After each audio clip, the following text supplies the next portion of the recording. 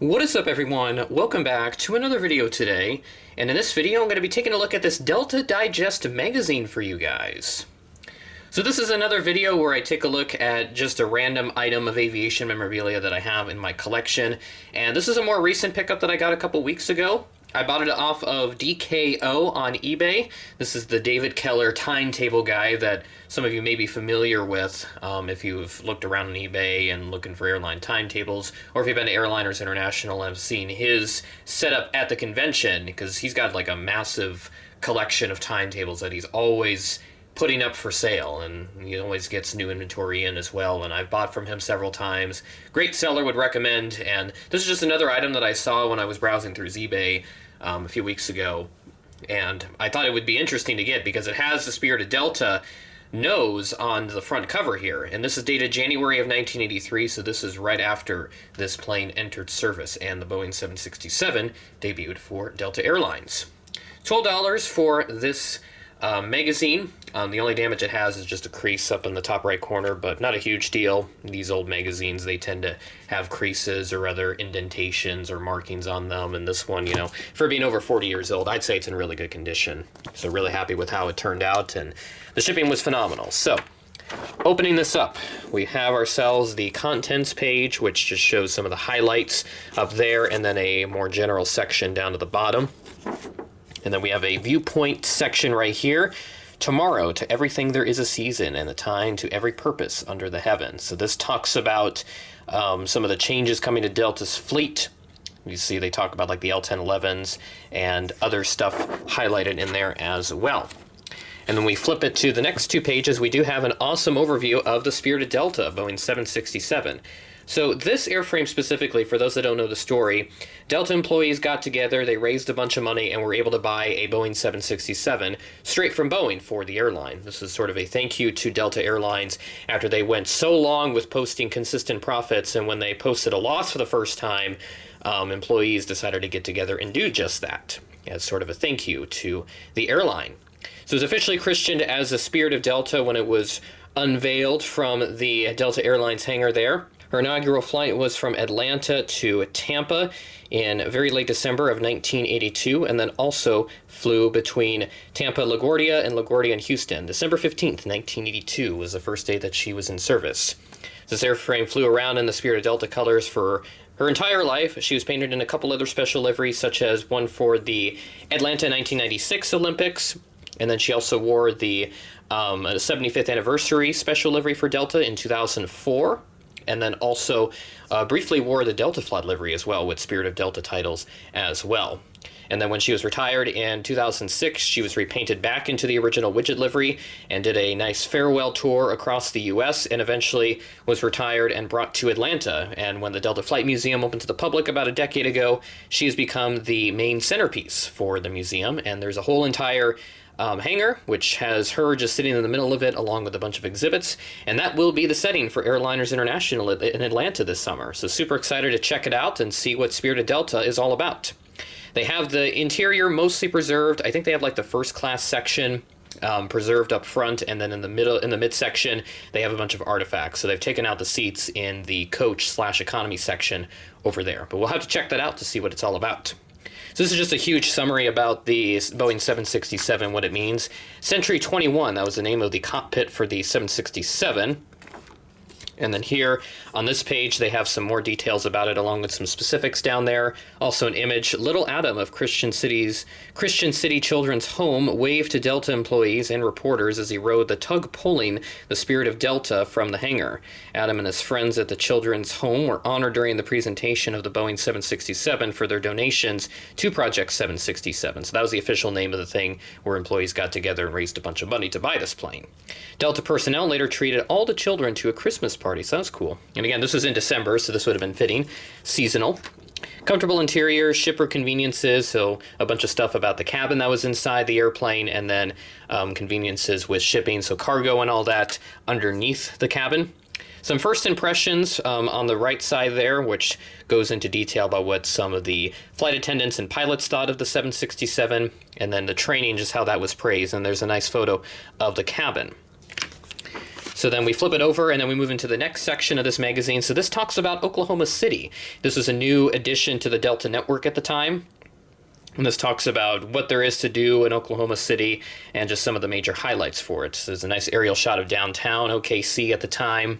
And there's also some photos of various employees in here. And I forgot to mention as well, Delta Digest was an employees magazine for Delta Airlines employees. They had it in a different name in the 90s, Delta Airlines Digest, or Delta Digest magazine. Somewhere along those lines, they had it as that name later on down the line. I don't know if they still make it, though, because I haven't seen any issues, at least that are dated from the 2010s or so, popping up anywhere. Then we have this in recognition section, which recognizes employees on their long tenure with Delta Airlines. You see one employee there, 45 years, a supervisor for communication services in Atlanta. And most of these people are from Atlanta, but there are other cities highlighted. You have like Columbia in there, Boston, DFW, back when they had a huge hub there, Raleigh-Durham, New Orleans, New York John F. Kennedy, etc., etc. But you kind of get the gist of it. A bunch of pictures in here. And then there are some additional names that are listed who are not pictured.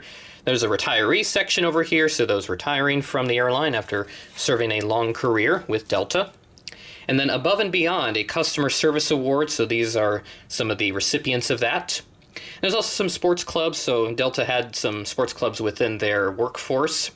Looks like they had one for softball there on the top, and then there is a first annual Airline Superstars contest with various sporting events like running, volleyball, tennis, racquetball, swimming, horseshoes, tug of war, obstacle course, and golf. So a lot of fun stuff you could do at Delta back in the day. Men's golf dates, chess club organizes, a bridge tournament, bunch of fun stuff in there. And then we go into some more general news on this next section. This talks about the Boeing 737, which had yet to enter the fleet at the time. They were going to lease some examples from Boeing here, it looks like. 33 of them they were going to acquire at the time.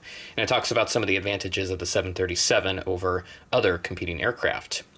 Let's Go For It draws employee actions. This emphasizes service to Delta passengers, and posters help to remind fellow employees what one more passenger can mean to Delta. So they're trying to, I guess, maximize load factors on their airplanes. If they can get one more passenger, that can mean a lot. A little goes a long way, as they say. And then here's some other general news over here. Something like insurance claims up there. They also had it at Albuquerque at the time, and then some other new nonstops at the time. Raleigh-Durham to DFW and Boston beginning February 15th of 1983, and then new service to Greensboro, High Point, Winston-Salem from Raleigh-Durham also beginning at that date. Some new assignment stuff down there. San Juan celebrating 30 years of service down there on the bottom left, and then there's Mary J. Head elected to the board over there. Delta ASA announced exclusive fares package right here in that section. And then December traffic, new record set for the airline. And then moving on over here, now we go into some stories from different people in different places. And this is sorted alphabetically by city. So there's a lot of different stories in here with various pictures featured throughout each of the pages. Usually one picture each page, which looks to be the case. A lot of fun little stories in here with regards to from all the employees in here. Christian City Christmas Party to become an annual event right there on that is page 29. And then more text here. And then there's a big photo down there at the bottom. All began with a snapshot, so this is the last section of this Delta Digest magazine. Senior Customer Service Agent Lou Knowles of Washington, D.C. presents a copy of his book to Delta President David C. Garrett. So very cool story right there. And then here's some travel highlights. So you have like Epcot right here, the big Walt Disney World exhibit, Lake Tahoe, cross-country skiing, St. Croix, China, Bermuda, London. So a lot of different places highlighted in this section. There's like an opinion section right here, just talking about different opinions within the workforce. And then a mailbag section right here. Looks like all of it's addressed to Mr. Garrett. A couple other, though. There's one section that mentions CBS Evening News down there as well. That's interesting. And then there's a Q&A section back here. Different questions relating to business operations and airline flights and all that. So a bunch of fun stuff in there. You can pause to read that as you see fit. So as we move to the back page of this Delta Digest magazine, we've got a section on a Delta engineer, Brad Driggers. Looks like he was an artist of some sort, and also, of course, an engineer with Delta Airlines. So a nice multi-skill person, if you will. Very interesting story back here. A lot of good stuff included on the back there. A nice way to cap off this Delta Digest magazine. I always like making these fun little videos, regardless of how many views they get. I don't do YouTube for the numbers. I just do it to have fun and just share fun little things about the history of aviation if I ever come across interesting memorabilia, if you will. And certainly not the most exciting for a wide audience, but I'm sure there's always a niche audience that can find some of these things interesting. So that's kind of why I do these videos every so often. Certainly be excited to pick up some fun items in Atlanta for Airliners International. Hopefully there'll be more Delta Digest magazines or other airline magazines. Certainly excited to attend the show and see what other fun items we can add to my collection regarding airplane models and then like timetables and all that. I will probably need more space. I'm going to need to make a way to make more space for various memorabilia items that I will be adding, and then for the models as well. So quickly running out of space, as always. A good problem to have, I would say. So I'm not here to make it such a big deal, but I always like to point it out. As a model airplane collector, I always think it's a good problem to have if you're running out of space for all your models. That shows that you've got a lot. But at any rate, that will conclude today's video. Thanks for watching, and I will catch you in the next video.